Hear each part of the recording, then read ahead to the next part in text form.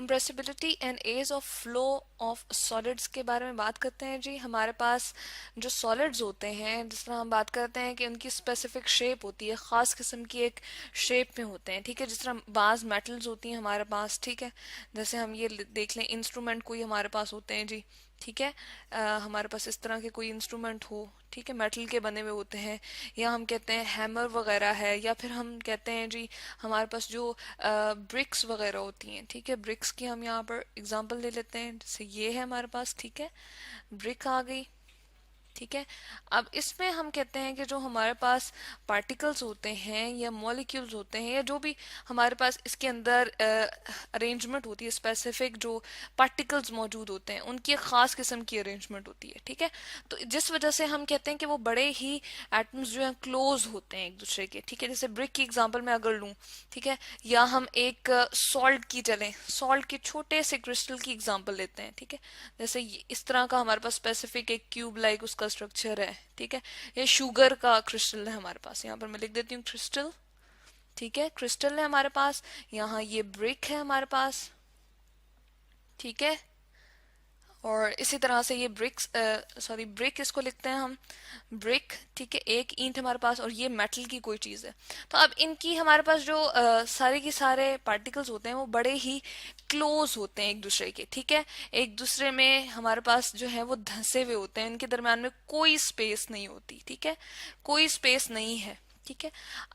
अब यहाँ पर सवाल ही पैदा होता है कि हम जो फर्स्ट बात कर रहे हैं कंप्रेसिबिलिटी की, अगर कोई जगह यहाँ पर मौजूद होगी तभी तो वो आगे पीछे मूव करेगा। लेट सपोज ये एक हमारे पास पार्टिकल है और एक ये पार्टिकल है, एटम है लेट सपोज, तो इनके दरम्यान में जगह है ना, तो ये यहाँ पर आ जाएगा, या ये थोड़ा सा खिसक के यहाँ पर आ जाएगा। तो इस तरह से हम कहते हैं कि कोई चीज अगर हमारे पास इस फॉर्म में थी यूं करके, तो हमने यहाँ पर फोर्स जब पुट इन की तो ये थोड़ा सा यूं करके अंदर की तरफ क्या होगा, कंप्रेस हो जाएगा, इसमें थोड़ा सा घाव सा पैदा हो जाएगा, ठीक है। लेकिन हमारे पास एटम्स जो इसके, या पार्टिकल्स जो हमारे पास सॉलिड के मौजूद हैं, उनके दरमियान में नो स्पेस, यहाँ पर हम लिखते हैं कोई स्पेस नहीं है, कोई खाली जगह मौजूद ही नहीं है, नो स्पेस, ठीक है। और इसी तरह से इनमें स्ट्रॉन्ग अट्रैक्टिव फोर्सेस है, यहां पर हम लिखते हैं स्ट्रॉन्ग अट्रैक्टिव, ठीक है। इसको थोड़ा सा हम बेहतर करके लिखते हैं, अट्रैक्टिव, एक दूसरे में बिल्कुल अट्रैक्ट कर रहे होते हैं, अट्रैक्टिव यहां पर हम लिखते हैं ATTRAC, स्ट्रॉन्ग अट्रैक्शन, चले हम लिख देते हैं अट्रैक्शंस होती हैं इनमें, ठीक है। स्ट्रांगली एक दूसरे को अट्रैक्ट कर रहे होते हैं। और इसमें क्या होता है, नो फ्री मूवमेंट्स, कोई इनमें जो हमारे पास पार्टिकल्स होते हैं, नो फ्री मोशंस भी हम लिख सकते हैं, यानी कि इनके दरम्यान में कोई मूवमेंट्स नहीं है, सिर्फ इनके दरम्यान में इनके पास इतनी हरकत की एनर्जी होती है, काइनेटिक एनर्जी इनके पास सिर्फ इतनी होती है, बहुत कम होती है काइनेटिक एनर्जी, हरकत की कुवत, कि जिससे ये सिर्फ आगे पीछे मूव कर सकते हैं या राउंड मूव कर सकते हैं, ठीक है। लो काइनेटिक एनर्जी होती है इनके पास, ठीक है। जिससे क्या होता है, इसके जो पार्टिकल्स होते हैं वो तो या तो राउंड इस तरह करके मूव कर सकते हैं, यूं यूं, ठीक है, यूं राउंड मूव कर सकते हैं, या फिर हम कहते हैं कि वो टू एंड फ्रो मोशन करते हैं, थोड़ा सा आगे और थोड़ा सा पीछे, ठीक है। जैसे ये अगर मैं बनाऊं तो थोड़ा सा आगे मूव करेंगे और थोड़ा सा पीछे मूव करेंगे, बहुत ज्यादा इनमें मूवमेंट नहीं होती। यही वजह है कि इनमें हमारे पास जो है कंप्रेसिबिलिटी का चांस भी कम होता है, ठीक है। बहुत हम कहते हैं कि ये हमारे पास जो है वो सॉलिड चीजें होती हैं, हार्ड होती हैं, तो हम कहते हैं नो कंप्रेसिबिलिटी, ठीक है। हम लिख सकते हैं नो, नो, या फिर हम लिख सकते हैं कि सॉलिड्स आर नॉट कंप्रेसिबल, ठीक है। हमारे पास जो सॉलिड चीजें होती हैं वो कंप्रेसिबल नहीं होते, सॉलिड्स आर नॉट कंप्रेसिबल, यानी कि उसको कंप्रेस करके हम किसी दूसरी शेप में बहुत आसानी से तब्दील नहीं कर सकते, अगर नहीं कर सकते हैं, ठीक है। अगर हम इसको कोशिश भी करें तो हमारे पास वो जो चीज होगी वो टूट जाएगी। अगर हम कंप्रेस करने की कोशिश करेंगे और इसको चेंज करने की कोशिश करेंगे तो हमारे पास वो जो चीज होगी वो क्या होगी, ब्रेक हो जाएगी, टूट जाएगी, ठीक है। तो इस तरह से कंप्रेस नहीं हो सकते। अब